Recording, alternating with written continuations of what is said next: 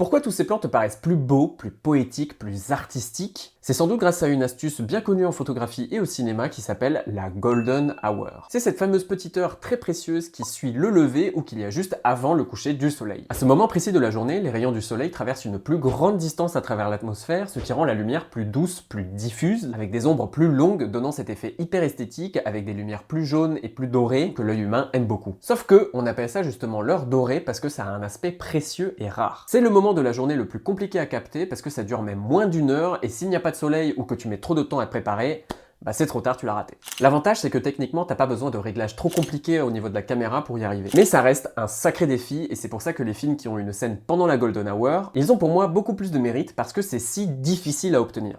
Le meilleur exemple de ça, c'est Les Moissons du ciel de Terrence Malick, film où le temps de tournage était limité à 25 minutes par jour. Ce qui lui a valu d'ailleurs l'Oscar de la meilleure photographie. Il y a aussi une autre hour, juste avant ou après la Golden, qu'on appelle la Blue Hour, qui correspond au moment juste avant le lever ou après le coucher du soleil. Tout paraît plus bleu et c'était une grosse source d'inspiration pour beaucoup de peintres en tout cas. Bref, j'adore les films qui utilisent le phénomène de l'heure dorée dans leur scène, alors si tu en as à conseiller, let's go.